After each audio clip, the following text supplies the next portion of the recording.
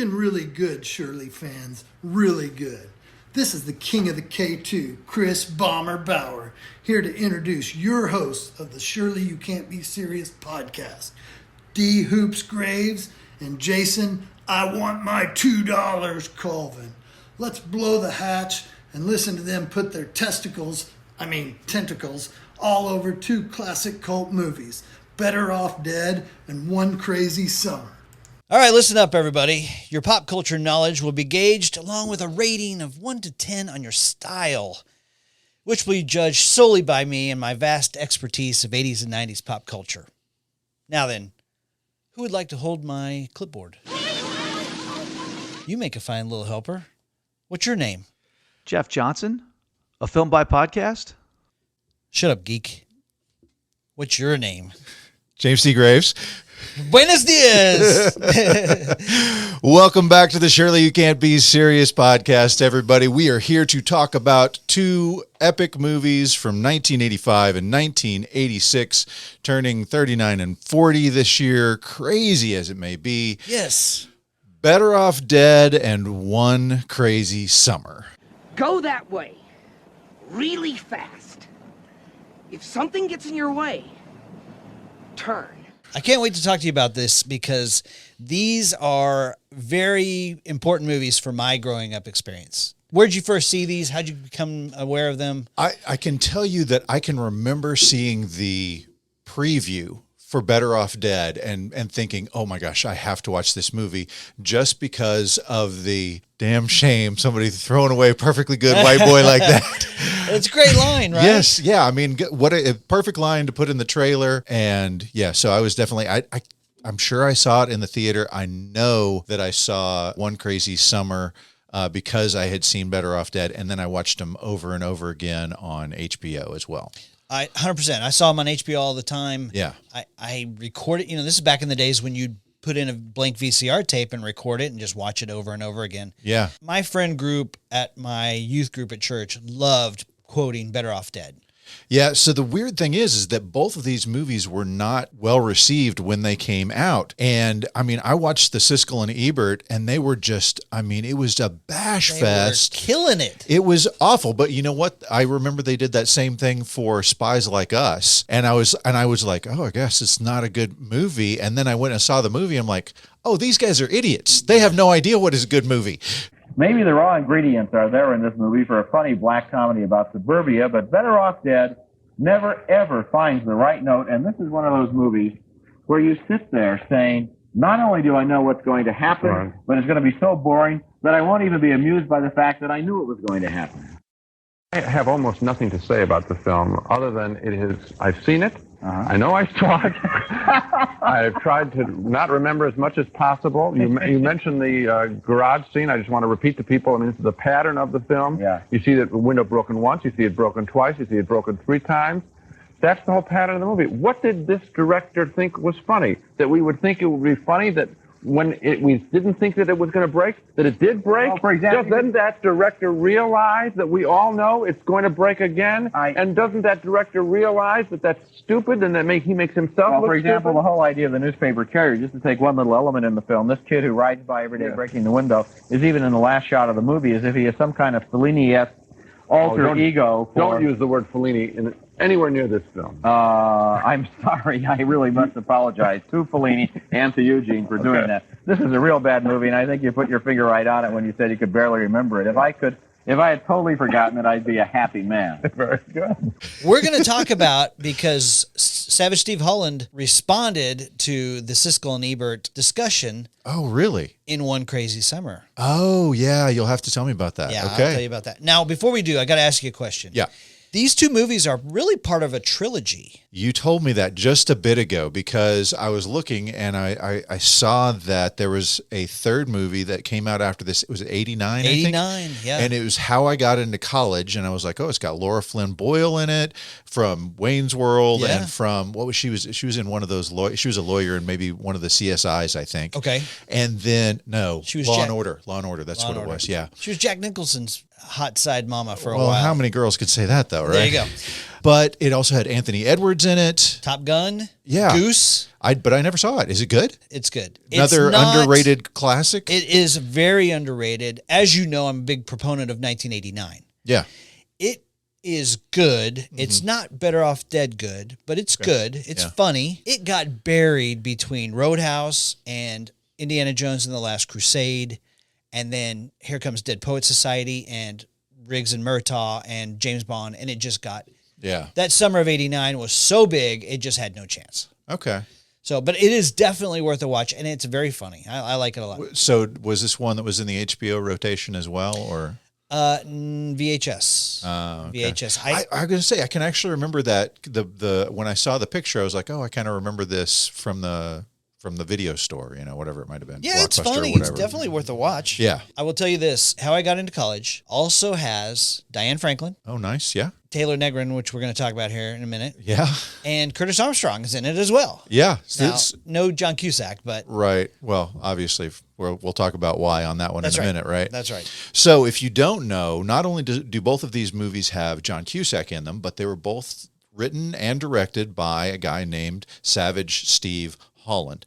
Now, his parents did not give him the name Savage. That was, in fact, a nickname. Right. And do you want to know the story? You know the story on this? Please tell me. Okay, so he was an artistic little kid, not a WrestleMania kid, like you might expect with that name, but he's playing soccer as a little kid, and some kid on the other team falls over and he accidentally kicks him in the face. Now, this kid had a loose tooth, which it kicked it out. And of course, with, even when it's a loose tooth, there's still blood. And so this kid has lost a tooth, is bleeding, and little Stevie Holland just starts crying because he thinks he's murdered this little child. And so Savage was a joke. It was like calling a big guy tiny, because Right. he was anything but savage. Right. He was just this, tender-hearted little kid who couldn't stop crying because he had hurt some other little kid. So the sweet. name Savage stuck. I love it. Yeah. I love it. What can we talk? I mean, before we dive into the drama involving Better Off Dead, Yeah. why don't you tell us a little bit about his history and how this movie came to be made? So it's a great story.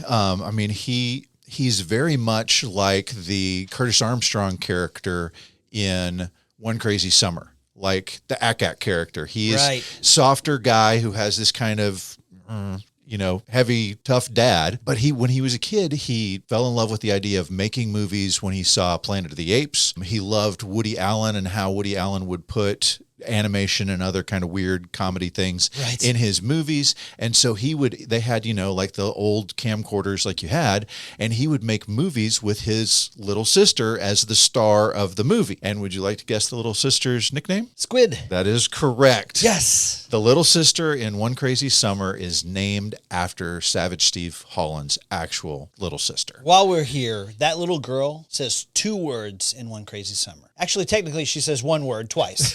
Right. Right? Right. She says, Bosco! Which is, of course, the name of the dog. Yes, The right. most, the ugliest dog in the world, right? Yeah, there's sure some ugly kids in this neighborhood. That's a great scene. But so he's making movies with her, but he's having her do her own stunts, and she's getting hurt, and she's like, I'm done with this. I'm not doing this anymore.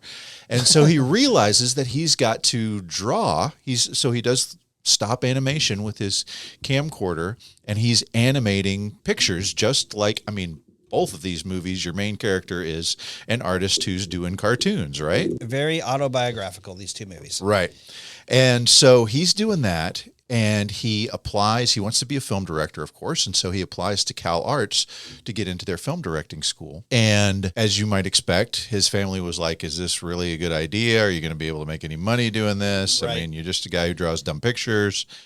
And his dad says, listen, if you get in, I will support you. If you don't get in, you have to go to military school. So once again, just like Ack in Yeah. One Crazy Summer, right? Well, he gets in. He's not like the best student in his class. He's not a George Lucas or a Steven Spielberg from his class. Right. But he makes this kind of dumb little black and white movie based upon a birthday party he had when he was 11 years old. And he literally calls it my 11-year-old birthday party, right? I looked for this on YouTube. I could not I find can't it. find it either.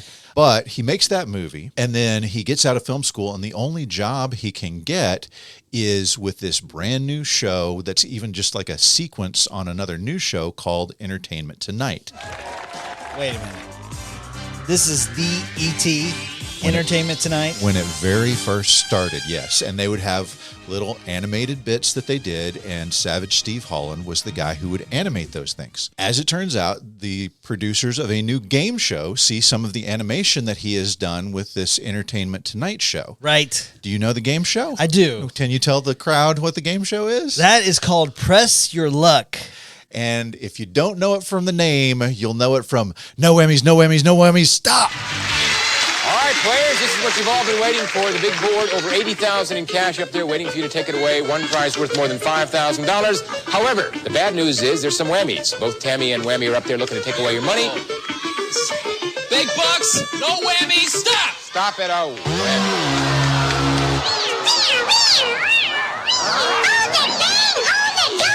He drew the whammies on that show. Every single one of them. And if you don't remember from the show, if it's been too long, when they hit a whammy, there would be a different little scene of that whammy crawling across the screen, laughing and doing something. Mowing the yard. Any number of things. And here's the other thing. He had to do it in 12 frames. Like he had 12 frames to create that little story. And that's what he did with the whammy. And it paid him pretty good money, which will come up here in a minute, right? Right. And so with this dumb little black and white movie that he's got, he somehow gets it as an opening for like the premiere of Eating Raoul. Okay. So you remember the movie Eating Raoul? Sort of. Well, they have the premiere, and his show is like the opening little short, right? Some sad clown and the 11-year-old birthday party thing, right? Right. And he meant for it to be sad, right? Yeah, he meant for it to be sad, but it ended up being really funny. Kind of like, killing yourself should be sad, but he made it funny. That's right. And so he has this dumb show that he does, right? And he gets home back in the days when people had answering machines. He gets home and he has 360 messages from people who have loved the show, right? That's insane. Later that evening, same night that he's like on cloud nine because everybody has loved his show and he's gotten all these voicemails about how much everybody loves his show, his girlfriend breaks up with him. Right. That same night. And so he goes back and he's like, I thought this was love. I don't know what I'm going to do. I don't think I can go on living without her. And he literally starts contemplating suicide. He thinks about hanging himself in the garage. And he's like, I should at least call Henry Winkler. Henry Winkler? Henry the Winkler. Fonz? The Fonz is one of the voicemails, one of the guys who's seen this premiere. He's one of the voicemails on his answering machine. And so he calls him up. And he's like, listen, I loved it. I've got a spare office at my office. You can use the Xerox machine. You just come in and you just write whatever you want to write. And so he just kind of shows up. He's still kind of bummed out about his girlfriend breaking up with him.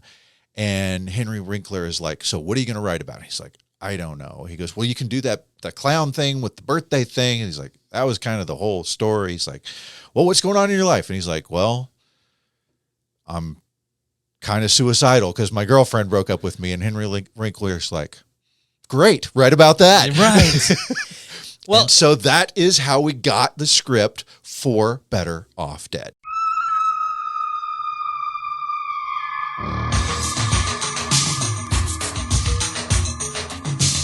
It's crazy. So Henry Winkler, when he says, hey, come to my office, that's on Paramount campus. Yeah. That gets him through the gate. Yeah, I mean, at this point, he's much more than the Fonz. Like, he is a producer. He's a producer. And one of the shows that he produced stars a young actor named John Cusack.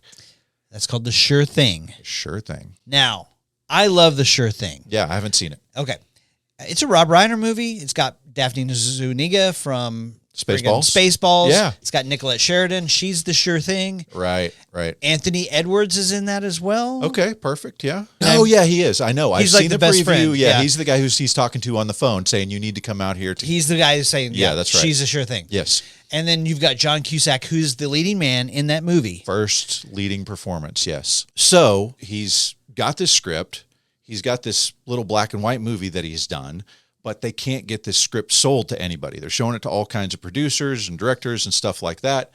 And so he's thinking, well, maybe if I just like do a short film that's kind of a piece of this Better Off Dead idea, maybe I can do something with that. And so he knows Henry Winkler, The freaking Fonz, who's helping him out here. Right. And Henry's like, yeah, I'll play a part in this little short film of yours. And so he's like some evil ice cream salesman or something in this. Okay. And then in the process of trying to get this film made, he's met several film directors, including Amy Heckerling. Amy Heckerling, Fast Times at Ridgemont High. Just got done directing it. She loves his stuff. And she's like, anything I can do to help? And he's like, hey, Amy, I'm going to make a short film. Will you be in the short film? So he has her act. Okay. So he has her act. And so what he does is he makes this short film, this first date short film that's kind of a shorter version of the Better Off Dead, right? Right. And Amy Heckerling is the star. Now, here's the beautiful part about this. She is dating a big-time movie producer. And so whenever it's like, hey, my girlfriend's not directing, but starring in this short film, he calls all of his producer buddies up and they all watch it together. And then all of a sudden the offers start to come in. Guys from the Breakfast Club, I think, end up picking it up, but they don't end up shooting it. It's like up and down as scripts tend to go. But ultimately this guy named Michael Jaffe, who's produced a ton of stuff, he calls Savage Steve Holland and says, hey, I want you to doctor a script for me. You know, I'm trying to make one of these high school movies that everybody's so excited about. And so Savage Steve Holland meets with him and he's like, hey, you know, if you're talking to me because you liked my script, why don't you just make my script? And he's like, I don't know. I just can't see it. And Savage Steve Holland, being the artist, he's like, oh, well, it's okay because I've already got it storyboarded out. And he's got the whole storyboard. And that's how he ultimately finds the producer for Better Off Dead. That's fantastic. So I just want to go back over this because he really is at the bottom floor on so many events, like crisscrossing 80s pop culture. So you've got Entertainment Tonight, number one. You've got Pressure Luck, which was an iconic 80s game show. Yeah. The Fonz. You've got the freaking Fonz in the early 80s, who is a superstar at the time. Amy Heckerling, who is about to make maybe the most influential teen movie of all time, which probably gave us that run of teen movies that we got in the 80s. Yeah. And then Office on Paramount, and things are starting to happen. Things are going to start happening to me today. I mean, it's incredible just being there at that correct time, you know? Yeah. And so, of course, Henry Winkler, having produced The Sure Thing, says, hey, I got the perfect kid to star in your movies. So I know the studio was nervous with John Cusack because the only thing he had been in that they had seen up to that point was 16 Candles. Right, where he's a nerd. He's like the brothers, you know, the twins that are just... He's Farmer Ted's right-hand man who's a geek. A sidekick. He's a sidekick. Right. Right? Yeah. And you and I were laughing about the quote when Farmer Ted knocks over that giant pile of beer cans. Yeah. He turns around and he's like, come on, Weiss, I can't bring you anywhere. This is ridiculous. Weiss. Right? And then John Cusack turns to his brother and says, real smooth, Cliff.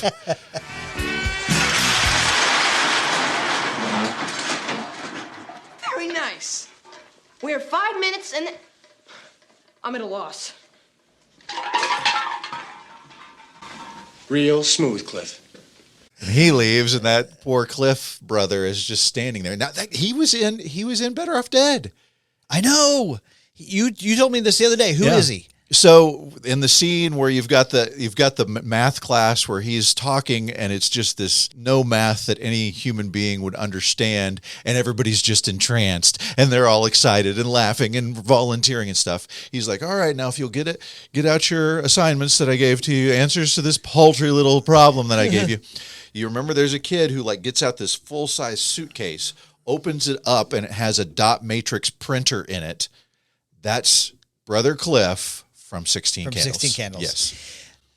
Side note. Yes. I got into a college major where I shouldn't have been for a while. Yeah. Which required me to take math for majors. Right? And I looked around in my calculus for majors class and realized it was like that class. Everybody was on top of it.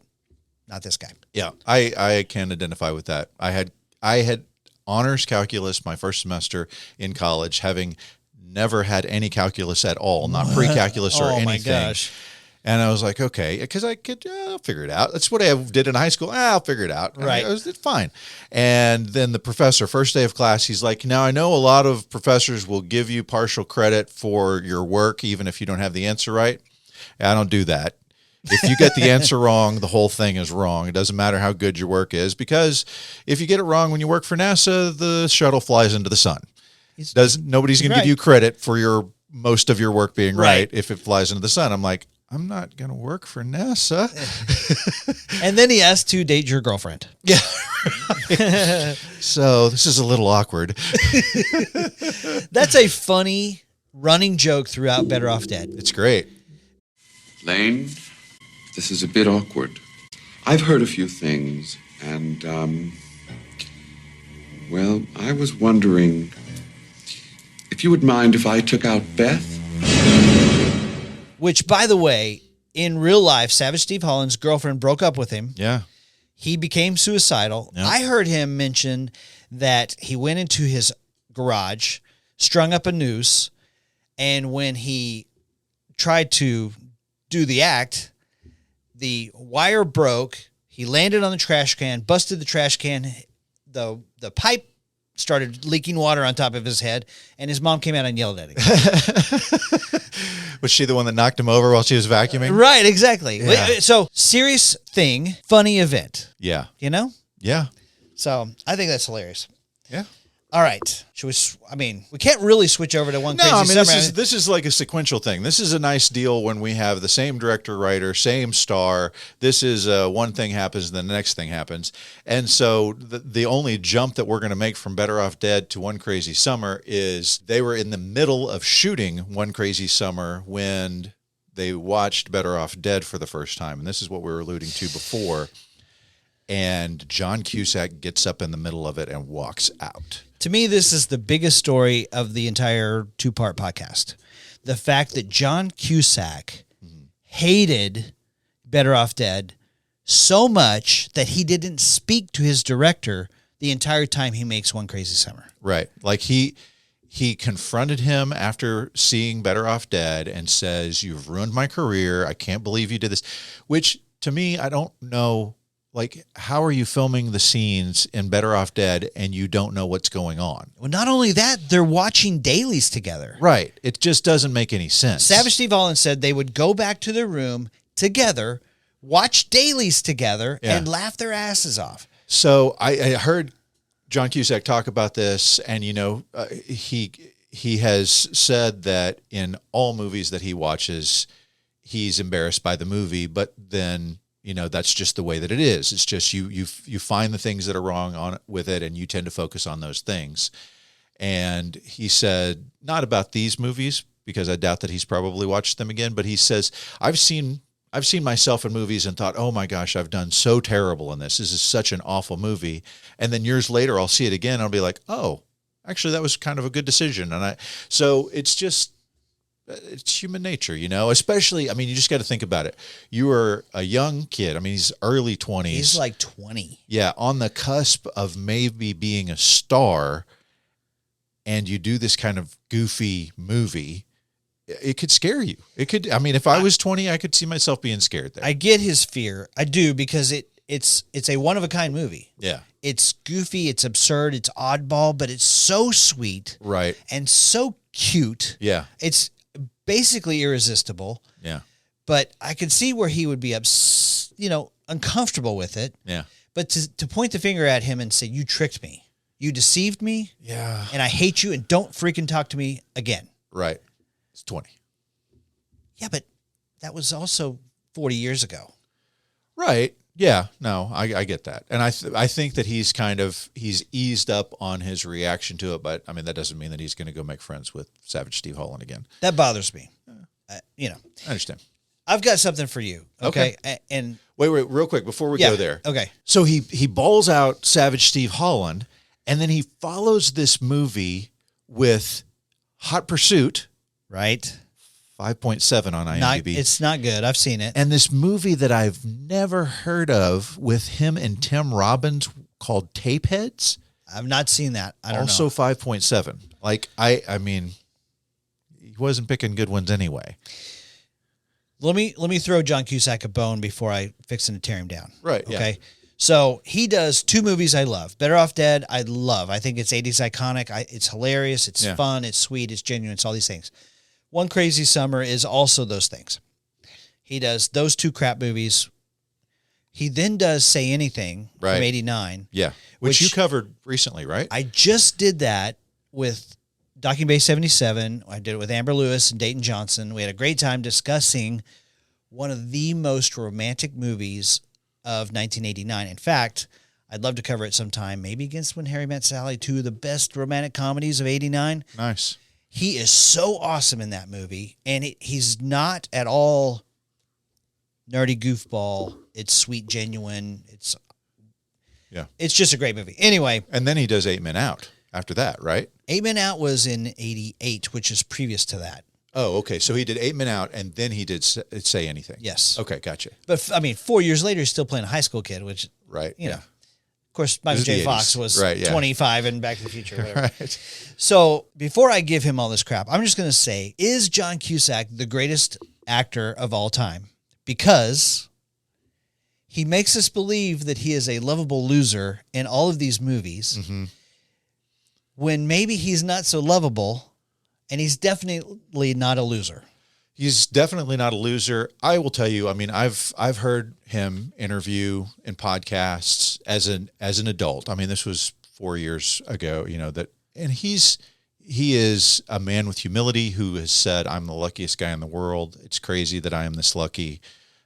He's also very intelligent. He is. I don't necessarily agree with the things that he says all the time, but you can't say that he's not well thought out and well educated, and somebody who speaks with humility and respect. And so I tend to think, hey, he was a dumb kid when he was 20. So was I. Maybe he grew up a little bit. All right. So on that note, I want to tell you something funny. Yeah. Okay. So in Say Anything, he's pursuing the unattainable girl. Right. Yeah. In Better Off Dead, he gets dumped by his girlfriend and stumbles upon this French exchange students, and it's great fun. Right. In One Crazy Summer, he stumbles into a romance that he didn't expect to happen. So I'm partially kidding, of course. Right. Let me give you a list of women that he has dated in real life. Oh, okay. Okay. Yeah. So this lovable loser thing is not who he is. Right. Okay. Okay. He has dated, keep up now, Uma Thurman. Okay. Lily Taylor. Say Anything. Oh, gotcha. Yeah. Claire Forlani. Okay. Mallrats. Yes. Okay. Allison Eastwood. Clint Eastwood's daughter, who's a babe. Okay. Meg Ryan. Wow. Neve Campbell. Okay. Minnie Driver. All right. Jennifer Love Hewitt. Okay. Right? Yeah. Janice Dickinson, the first supermodel. Wow. Okay. Yeah. Brooke Burns. Okay. Major babe. All right. Gina Gershon. Oh, hello. Jamie Gertz. Wow. Rebecca Romaine. Wow. Pamela Anderson.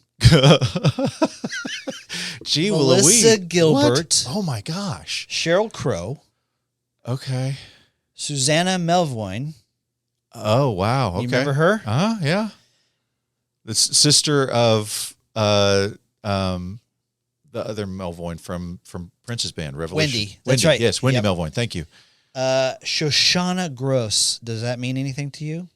I think I know who that is too. Yeah. She was Jerry Seinfeld's high school girl. Right. That young girl. Yeah. Smoking hot. Smoke yes. show. Gee, my knee. Britney Spears. Ooh. Okay. Right? Yeah. Probably in the heyday and not right now. And that's just the tip of the iceberg. Those are famous women that he has dated. That gum.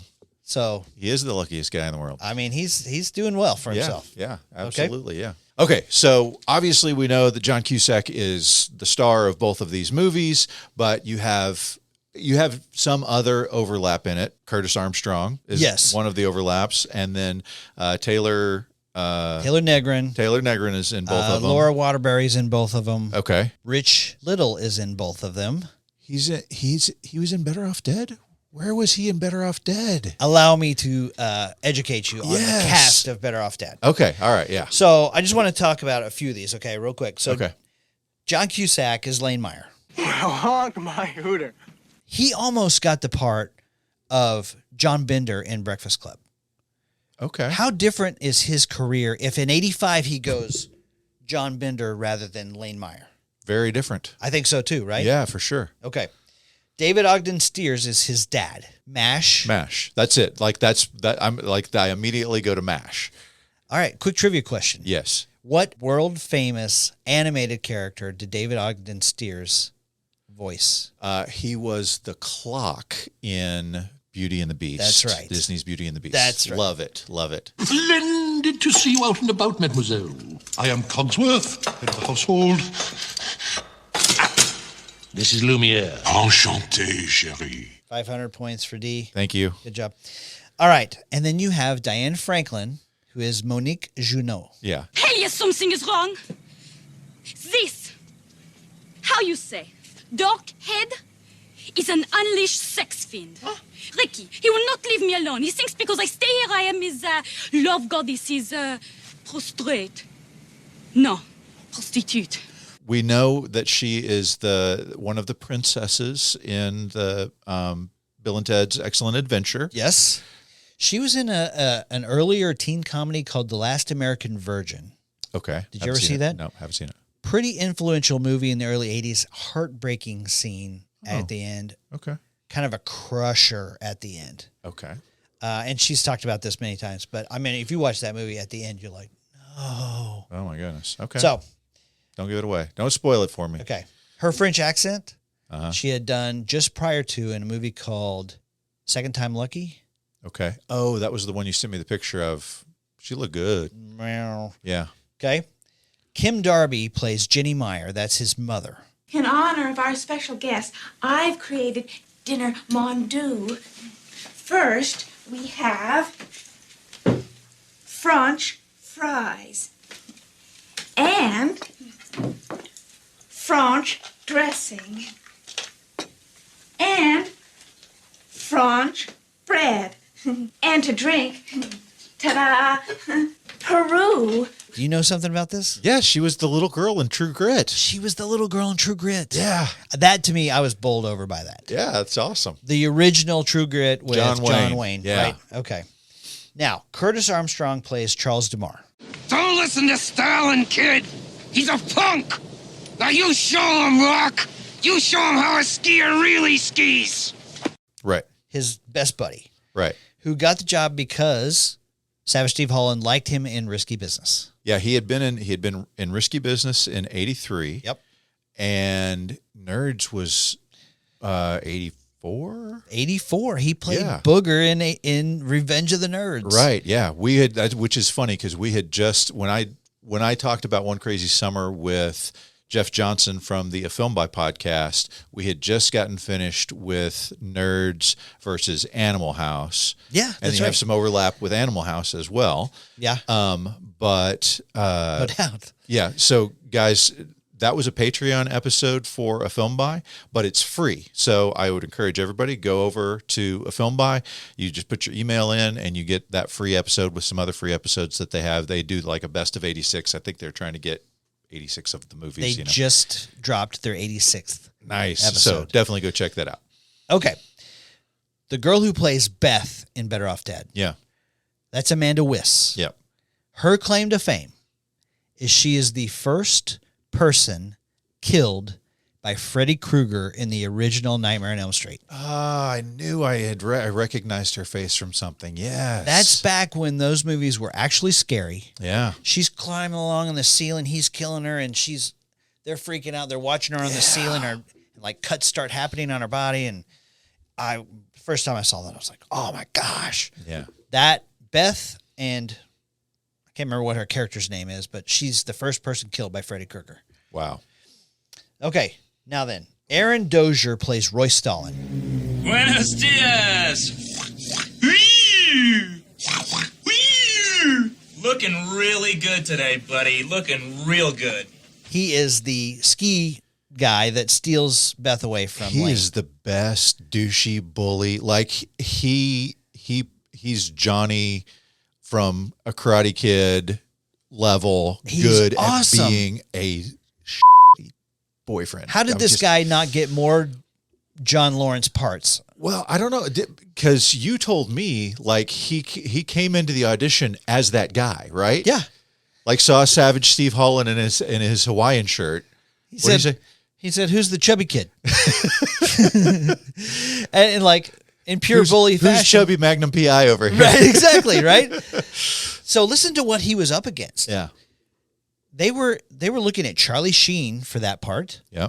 They were looking at Chad McQueen, who we Okay. talked about in The Karate Kid. Yeah. He played Dutch in The Karate Kid. Yeah, Steve McQueen's son. Yep. He just passed away, I think, did. this past year. Yeah. He did. What's the matter? Mommy not here to dress you?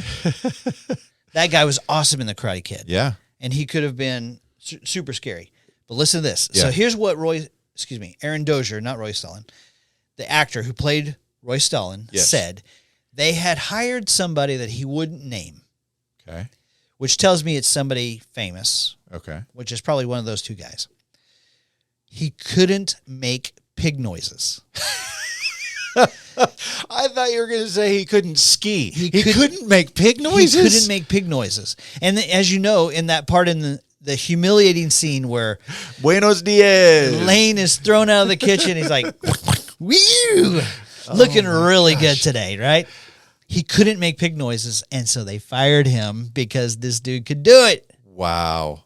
I thought that was hilarious, man. So I think the best part about this is what happens to him later in life.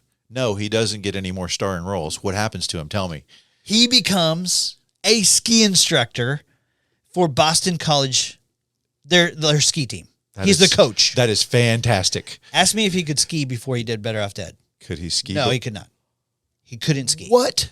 He and Cusack went up a few days early just to get acquainted with skis. Oh my gosh, that is crazy. Better Off Dead leads to a coaching position in a Division I program. Wow. How about that? That is crazy. I thought that was fantastic. Oh my gosh. Okay. Okay. Now, Damian Slade plays Johnny Gasparini. He's the kid. He's the newspaper kid. $2 cash. I don't have a dime. Didn't ask for a dime.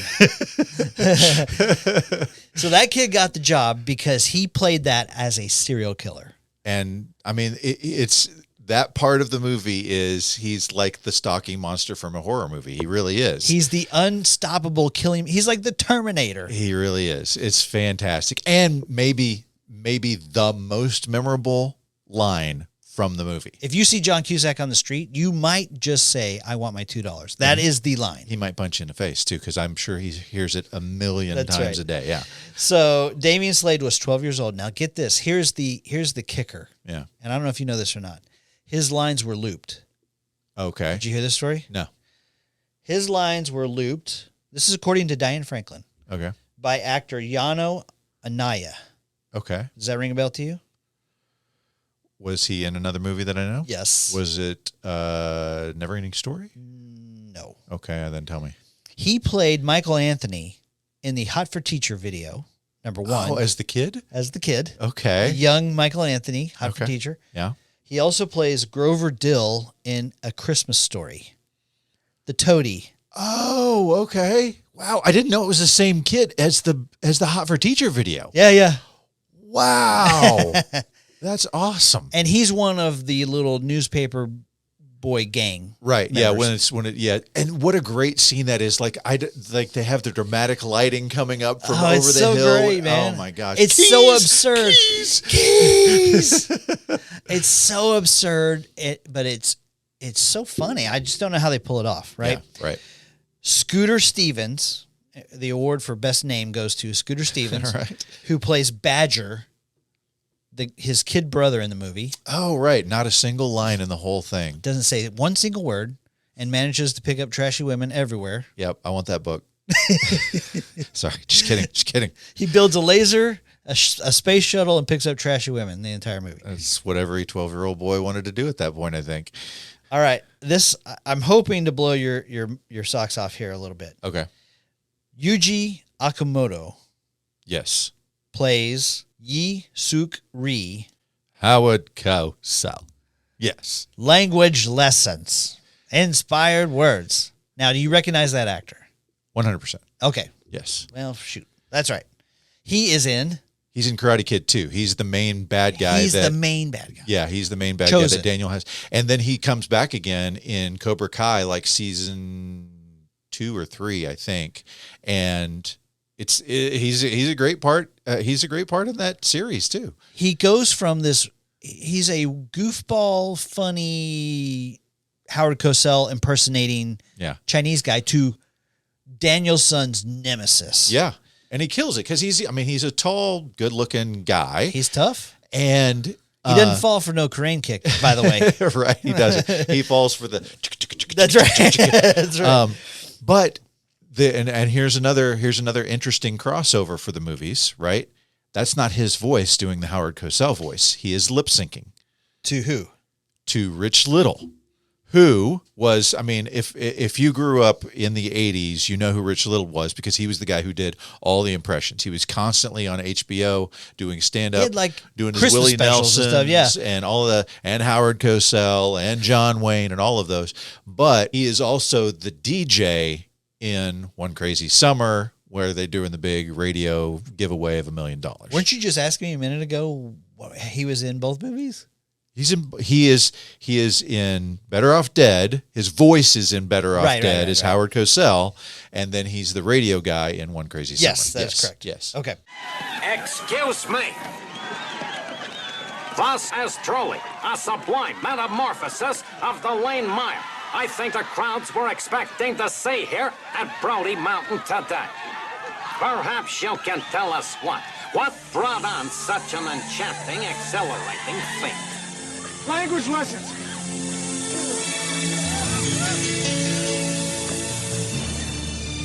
Language lessons. Inspired words from a man who knows how to ski. Now then, Laura Waterbury plays Mrs. Smith. Mrs. Smith. Oh, so Ricky's mom. Well, as we're discovering around our household, you don't need words to speak the international language. You know, love. The language of love. Yes, Ricky's mom.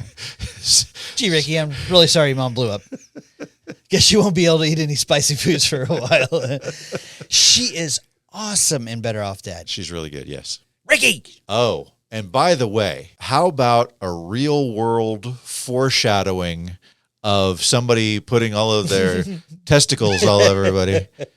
Sorry, what is it? With the octopus tentacles. Tentacles. No, I think it's testicles. It's actually testicles. So, are we here yet? We're here. We're here. We're here. We're here now. So, say it. Dan Snyder, now infamous Dan Snyder. Yeah. He was like top dog at Nickelodeon. Yeah. He did all those shows with Amanda Bynes. So I saw, obviously I saw this movie, knew him from that. Yes. And then I loved Head of the Class, which was, right. He was one of the smart kids in Head of the Class. He was the chubby guy who was friends with the cool guy. They were all geniuses or whatever. Right. And then later on in life, I'm like, oh yeah, he's directing movies for Nickelodeon. Cool. That's exciting. He was a superstar at Nickelodeon. Right. And so then that Nickelodeon documentary, whatever you want to call it, comes out. I didn't even see it. I haven't seen it. What? I just heard about what happened. And then my kids, my daughter is 13. She watches the reruns of those shows, like the Victorious is one of the shows, and iCarly and Sam and Cat. She watches all of those shows, and I see that his name come up as director as one of those shows. I'm like, oh, I recognize that name. Where do I know that from? And I look him up. I'm like, oh, it's the guy from Head of the Class. Oh my gosh, what in the world? He is the guy who was sexually inappropriate with all of these young, mostly female, like asking for massages, and I don't know how bad it got, but definitely not politically correct in today's world at all. Especially if you've got kids thinking about acting, being in the entertainment world, go watch that documentary. It will open your eyes. Yeah. So, I know that girl from Sam and Cat is Yeah, she's not happy about that whole experience. And you said Amanda Bynes. I mean, she went way off the deep end. Yeah, she. That's a whole another podcast. Right. So Dan Snyder, Ricky in Better Off Dead becomes the director that is the source of all of the turmoil at Nickelodeon. Okay, let's separate that for just 1 second. Okay, let's look at because he is hilarious in Better Off Dead. He is. And I enjoyed that performance for a lot of years before I learned about the Nickelodeon stuff. Yeah. He's... We can still like OJ and Naked Gun, can't we? Absolutely all we right, can. Yeah, right. totally. Nordberg. But like he does funny things like he snorts Jell-O and he makes, he puts his tentacles all over Monique and just he's really funny. And of course he has the ski pole sword fight at the end of the movie. Yeah.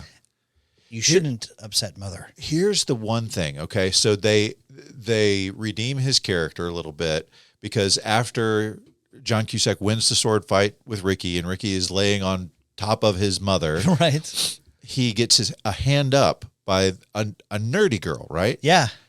They missed a golden opportunity. It should have been the girl that John Cusack was forced to go out on a date with that was the daughter of his dad's law firm partner who had the horrible thing on her face. Yes. Who was like, you can pay this, you can pay this. How about you just give me, will you take a check? Yeah. Yes. If it was her, it would have been the perfect button, but it's just random geeky girl that we've never seen before. You know what? You're exactly right. That would have been great. The girl with the horrible antenna on her face. Yeah. I love that. That's so funny. Okay, I got one more name for you. Actually, I got a couple names for you. Okay. So Taylor Negron plays the mailman. Yes. Right? Yep. He's in one of the guys. He's also in One Crazy Summer. Stand-up comedian of the 80s, yeah. He's now dead. I don't know if you know that. No, really? Yeah, he passed away. Oh, that's too bad. But he's funny. He's one of the guys who's like, Lane, I know you and I don't really know each other, but... Am I remembering this right? Was he on the Pee Wee Herman show, too? Did he do Pee Wee Herman stuff? Maybe. Okay. Maybe. Okay. He's one of the guys who asked Lane if he can ask out Beth. Right. I know I don't really know you. What a great scene. I mean, he's just walking down the road, just dropping bills, yeah. Opening stuff, opens the book. Right. Trashy women. Pick up trashy women. How about the name Chuck Mitchell as Rocco? Does that mean anything to you? Chuck Mitchell as Rocco. Is he the big guy who owns the restaurant that he keeps running into his truck? The fat pig, yeah. Yes, yeah. No, Pat Pig. Pat Pig. Right? Where you going? I'm gonna go wash my hands. I got a mold and pat. You wash your hands on your own time, boy. Now get to work. Yes, sir. So he's the one who is like, Meyer, and throws him out, and that's, Right. You recognize him? No. He plays Porky in Porky's. Oh, that's right. Oh, my gosh. It's been a dang minute since I've seen Porky's, but Right? that's right. Now that you say it, I forgot about that. Wow. Yes. Okay, and I got one more name for you. Yeah. E.G. Daly. Elizabeth Daly. Okay. She is the girl who is singing at the dance. Oh, really? Yeah. I could have sworn that was Pia Zadora. Okay, so no, E.G. Daly. E.G. Daly. She's the one who's singing Better Off Dead. She's singing Better Off Dead, the at theme school song. Dance. Yeah. Okay. Yeah. She does the voice for like Tommy Pickles, and she Rugrats and Powderpuff Girls. That's right. She's right. also Dottie in Pee-wee's Big Adventure. Oh, okay. Okay. Right? Yeah. Dottie. That's great. So I think that they missed an opportunity in One Crazy Summer. I mean, Demi Moore's a bigger star. Uh-huh. But you can have a real singer. She wasn't at that point, though. She is now. But at that point, she wasn't. She had just the year before. I mean, a couple years before, she had done Blame It on Rio, right? But she was the girl that nobody was looking at. Demi Moore, that's right. And then she did. She did A Small Affair with John Cryer in '85. Okay. She did St. Elmo's Fire in '85. Yeah, but they're doing One Crazy Summer before St. Elmo's Fire comes out. That's right. I mean, and by '86, she's got About Last Night, and St. Elmo's Fire, but what I'm saying is she wasn't much of anybody before that. That's right. Right before she blows up. Right before she blows up. Right. unlike Ricky's mom. Or just like Ricky's Gee, mom. Ricky, I'm really sorry your mom blew. Okay, so that does it for the cast of Better Off Dead.